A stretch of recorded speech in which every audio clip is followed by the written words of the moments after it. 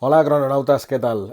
Bienvenidos al primer vídeo de una de mis secciones que voy a intentar que sean lo más habituales posibles. De hecho, esta en concreto quería traerosla una vez por semana. No lo sé, Rick, parece falso. Esta sección va a ser la de recomendaciones semanales, de ahí que voy a intentar traerla una vez por semana. En la que, como os dije en el vídeo de bienvenida al canal, voy a intentar recomendaros todas las semanas una película, un libro, un cómic y un álbum de música, o casi siempre va a ser una banda sonora. Y mi idea era en un principio estas recomendaciones que estuvieran siempre, si pudiera ser relacionadas alrededor de la película que os voy a recomendar. Luego me di cuenta que no siempre va a ser posible que esto sea así, porque no siempre hay un libro, un cómic, la banda sonora evidentemente sí, relacionados, o que a mí por lo menos me interese, relacionados con la película a recomendar. De todas maneras, hoy mi primera recomendación sí que va a poder estar toda ella relacionada sobre la misma película. ¿Sobre qué película creéis que voy a hablaros hoy? Pues sí, amigos, como no podía ser de otra manera, en un canal llamado El Gabinete del Dr. Brown, mi primera recomendación semanal va a girar en torno a Regreso al Futuro. Es cierto que mi intención era recomendaros una película por semana. En este caso voy a hacer un poquito de trampa, porque, claro, no puedo recomendaros solo la primera, que es la mejor de todas, es mi película favorita y es la que a todos nos enganchó en su día. Pero claro, no puedo recomendarlas sin incluir las otras dos. A pesar de que en un principio no estaba pensado para ser una trilogía, por mucho que al final de la primera lo parezca, inicialmente era como una especie de broma de los guionistas Robert Zemeckis y Bob Gale, que nuestros héroes cabalgaban hacia el horizonte en busca de nuevas aventuras.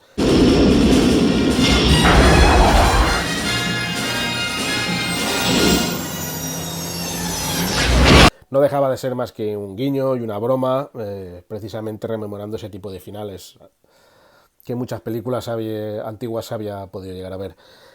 Como digo, a pesar de ese final no estaba pensado para ser una trilogía, pero claro, luego, posteriormente, sí enlazaba directamente con las siguientes partes. De hecho, las tres, cada vez que, en este caso, la primera y la segunda terminaban, se quedaban un final que enlazaba directamente, o sea, no podrías perfectamente ver las tres películas seguidas sin ningún tipo de corte, no se notaría prácticamente. Pero como digo, este final broma que luego tuvieron que enlazar con la siguiente, al no estar pensado de esa manera, tuvieron un pequeño problema los Bob Gale y Robert Zemeckis, porque no tenían intención de seguirlas, como digo. De haber sabido que iba a ser así, no habrían incluido a Jennifer al final de la primera dentro del DeLorean. Roads? Where we're going, we don't need roads. Y una prueba inequívoca de que ello era así la tenemos en que al principio de Regreso al Futuro 2 se tienen que deshacer rápidamente de ella, la desmayan, la dejan por ahí tirada en el 2015, pasando lo que pasa posteriormente, el lío con su casa y demás. Luego cuando vuelven al 85, o alternativo, luego la dejan por ahí tirada y ya se olvidan de ella hasta prácticamente el final de Regreso al Futuro 3 en el que ella vuelve a aparecer. Como digo, muestra inequívoca de que los guionistas no tenían intención, primero, de continuar la saga y segundo, de haber incluido a Jennifer como sí hicieron dentro del DeLorean. Entonces tuvieron que encontrar una solución y se deshicieron de ella. ¡A la mierda! Bueno, esta edición, que yo personalmente es la que más me gusta de todas, he tenido varias, pero a mí esta en concreto es la que más me gusta. Ahora os enseñaré el pack por fuera, que por cierto, que es una chulada. Como os digo, esta es la que más me gusta a mí porque evidentemente incluye los discos de las tres películas y aparte incluye un cuarto disco que en el apartado de extras es el más completo porque incluía los que llevaban las anteriores ediciones más algunos extras nuevos. Y como os digo, este para mí es el más chulo porque, bueno, como veis representa el condensador de flujo que doblaron aquí en España de esa manera cuando en realidad es flujo, pero bueno, se ha quedado para siempre. Y como os digo, este es mi favorito, aparte porque incluye más material que ningún otro. A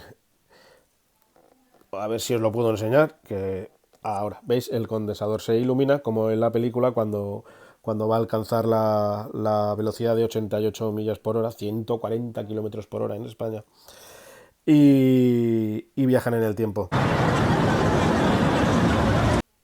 ¿Qué os voy a decir de esta película? Bueno, pues como os he dicho antes, es mi película favorita, es una película sobre viajes en el tiempo, con comedia, La comedia es subjetiva, Murray.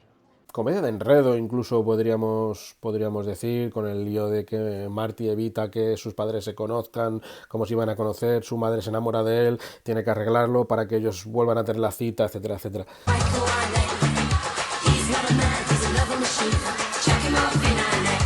Una película con un guión a prueba de bombas, el propio Bob Gale hace no mucho, harto ya de que se especule que aunque si había algún fallo por aquí, algún fallo por allá, tajantemente dijo que no era así, que la película, el guión es perfecto, es un guión cerrado, de hecho en muchas facultades estadounidenses se estudia como un guión prácticamente sin fisuras, en el que se conjugan muy bien todos los elementos, comedia, aventura, ciencia ficción y demás. Y bueno, pues una película que la llevo en mi corazón desde hace 35 años, que cumple este año, por cierto. Aún recuerdo cuando la vi de niño con mis padres, que me llevaron al cine a verla. Joder, qué gran historia, tío. Me he emocionado y todo, macho. Qué final épico, ¿eh? Y bueno, si bien las dos siguientes, para mucha gente parece que no están al mismo nivel, yo creo que sí están al mismo nivel. Eh, Tal vez un pequeño escalón por debajo de la primera. La segunda, yo creo que es una genialidad el volver a, aprovechando que tienes la posibilidad de viajar en el tiempo. Es una genialidad, como digo, el volver a revisitar la primera película desde otro punto de vista, lo cual me parece que no, evidentemente, no muchas secuelas lo pueden hacer. De hecho, en la relativamente reciente Terminator Genesis, o Genesis aquí en España, trataron de hacer algo muy parecido, revisitando la primera película, cuando aparece el Terminator de Schwarzenegger original y de repente aparece el Terminator ya un poquito más mayor y cambian la línea de tiempo, es Sarah Connor la que va a salvar a Reese, etcétera, etcétera. Pero bueno, evidentemente todos sabemos que no fueron un resultado muy positivo, que digamos. Entonces me parece, como he dicho, algo que pocas veces se ha podido hacer en una película, revisitar la anterior y verla desde otro punto de vista.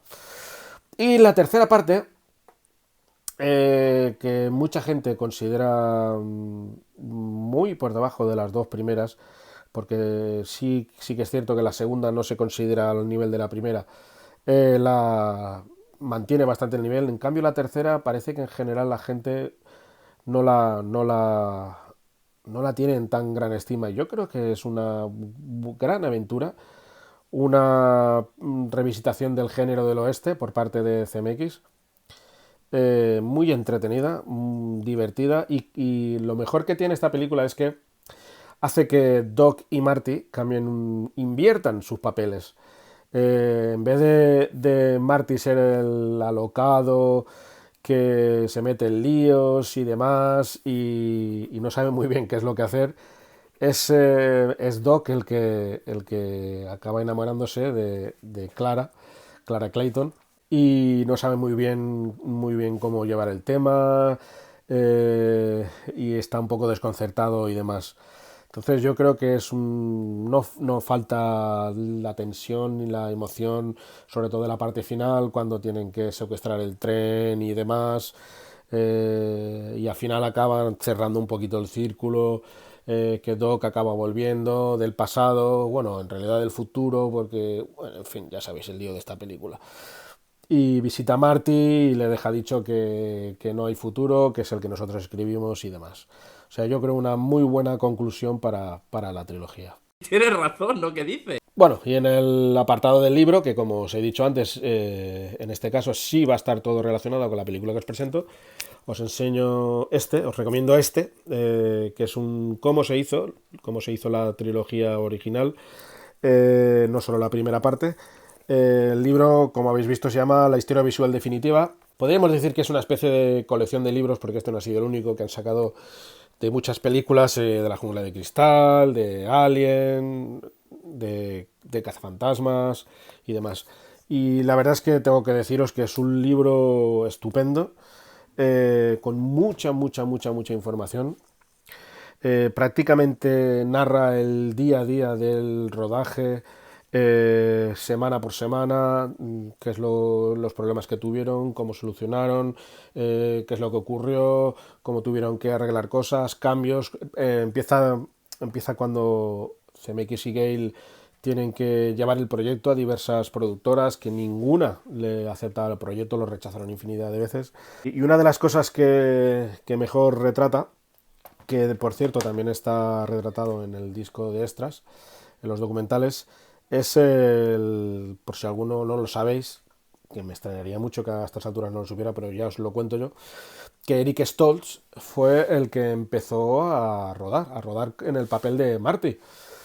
Y esto se debe a que el principio favorito de Robert Zemeckis era Michael J. Fox. Un Michael J. Fox que en aquel momento estaba rodando la serie que le hizo famoso, Enredos de Familia. Y por contrato, o tal vez más que por contrato, por incompatibilidad tal vez de horarios y demás, le impedía rodar la película. Entonces no tuvieron más remedio, Zemeckis tuvo que elegir a otro actor y el elegido definitivamente fue Eric Stoltz. Un Eric Stoltz que no sé si debido a que a CMX no le gustaba cómo estaba trabajando, el feeling que tenían, su intensidad a la hora de abordar el papel, su sentido del humor no acababa de reflejarlo como CMX quería. Yo sigo pensando, estoy convencido, de que CMX tenía en la cabeza metido desde un principio a Michael J. Fox y por bien que lo hubiera hecho Stoltz, no lo hubiera acabado aceptando. No lo hubiera acabado gustando. Entonces a las 4 o 5 semanas de rodaje, que son muchas semanas de rodaje, fue un riesgo muy grande el que corrieron, porque 4 o 5 semanas de rodaje es mucho el dinero invertido, económicamente era un riesgo y aparte podían tener el problema de que definitivamente Michael J. Fox no fuera el adecuado y no funcionara en taquilla. El riesgo que corrieron fue muy grande. No es algo... Bueno, sí es habitual cambiar actores y demás, pero con tantas semanas de rodaje el protagonista, en pocas ocasiones habrá ocurrido algo así. En fin, como os digo, CMX despidió a Eric Stoltz y por fin tuvo a su querido y esperado y deseado Michael J. Fox, con la interpretación que ya todos conocemos, en la cual inmortalizó a Marty McFly para siempre. Y bueno, ya sabemos el resultado. El resultado es que fue un pelotazo aquel año. No recuerdo ahora mismo exactamente si fue la más taquillera o la segunda más taquillera. Creo que fue la más taquillera de ese año. Y propició, como os he comentado antes, que hubieran continuaciones. Como os digo, bueno, todas estas anécdotas y muchas más están aquí reflejadas en este libro. Y el cómic, como os he dicho, también os voy a recomendar un cómic, y en este caso tenemos cómic de Regreso al Futuro. De hecho no es uno, son unos cuantos. En Estados Unidos era una colección de grapas individuales. Aquí las han ido editando Norma Editorial en varios tomos recopilados, creo que van ya por el 5, no sé si van por el 5 o por el 6, ahora no lo recuerdo. Y diréis, ¿de esto de qué va? Pues esto realmente no es una revisitación propiamente dicho de la película o la película hecha a cómic, sino que, como podéis ver aquí en el título, historias nunca contadas y líneas alternativas, temporales alternativas, rellena ciertos huecos que no se nos muestran en las películas y pese a que Bob Gale dijo en su día que no habría un Regreso al Futuro 4, podríamos decir que esto es lo que sería Regreso al Futuro 4, porque nos cuenta historias de él, Marty, de después de Regreso al Futuro 3, y la verdad es que está muy bien, cuenta, el tono es bastante divertido, refleja bastante bien el rollo que nos daba las películas, y juega mucho con el tiempo, con realidades alternativas, como no podía ser en esta saga. Ya os digo, no son unos no son unos cómics, no son unas obras maestras, evidentemente, pero son unos cómics divertidos que si te gusta la saga, para complementar una lectura de cómic, te la recomiendo. Bueno, y en el apartado musical, pues evidentemente, como no os voy a recomendar la banda sonora. Bueno, aquí os voy a enseñar las diferentes ediciones que tengo. Esta es la banda sonora original que se editó en su día en los 80, la cual fue la que hizo que yo me aficionara por esto de la música de cine. Ya me gustaba la música de cine antes, pero lo que realmente me hizo descubrir y darme cuenta de que existía todo un mundo en lo que es la música de cine, empecé, como no, me compré el cassette en aquellos 80, y a partir de ahí empezó mi afición y mi colección de bandas sonoras, gracias a esta película.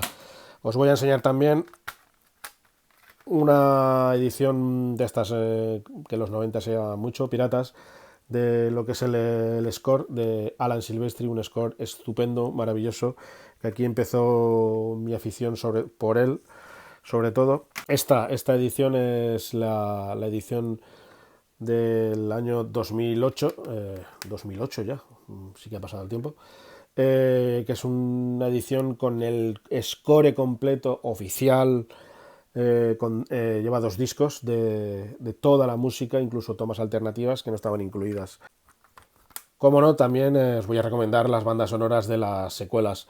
En este caso solo cuento con las ediciones originales de en su día, no me he podido hacer con las ediciones especiales actuales que existen, completas, como la que os acabo de enseñar de la primera película, pero bueno, no es nada desdeñable, y a pesar de que el sonido sigue siendo muy familiar, Alan Silvestri experimenta con ciertas melodías, ciertos sonidos característicos para identificar cada época, por así decirlo, el año 85 alternativo, el año 2015, etcétera.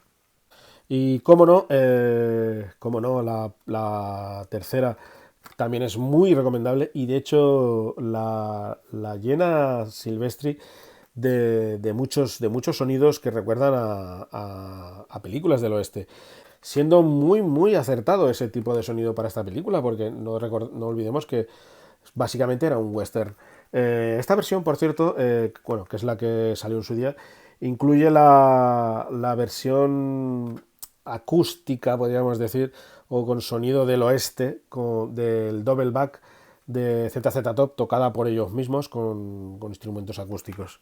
Y bueno, y como curiosidad ya os voy a enseñar esta edición, que es una edición de Varese Sarabande, de la trilogía, que como curiosidad, porque no son las grabaciones originales, por cierto, eso tengo que decirlo, se nota que son regrabaciones posteriores, como curiosidad incluye la música compuesta por Silvestri para la atracción de Regreso al Futuro, que existía tanto en el Parque Universal de California como en el de Florida, el cual yo tuve la suerte de ir y visitar, y la disfruté como un niño pequeño. De hecho nos subimos 2 o 3 veces. Una delicia, me lo pasé estupendamente. Bueno, y hasta aquí mi recomendación de esta semana. La próxima semana os traeré más recomendaciones, espero que os gusten. No sé si os he descubierto alguna cosa nueva, al que sí os la haya descubierto me alegro mucho. En fin, ya sabéis, todos esos rollos de darle al like, suscribiros, todo esto lo dejaré por aquí debajo, dale a me gusta, dale a la campanita para que te avise si subo nuevos vídeos y demás, y compártelo con tus amigos si te ha gustado, y háblales del canal, que espero que os guste y que les guste a ellos. Así que nada, crononautas, nos vemos en un futuro vídeo. Pero recordad que para vosotros será el presente, pero para mí será el pasado. No podía ser menos en este canal, Paradojas Temporales. Hasta el próximo vídeo, chicos. Adiós.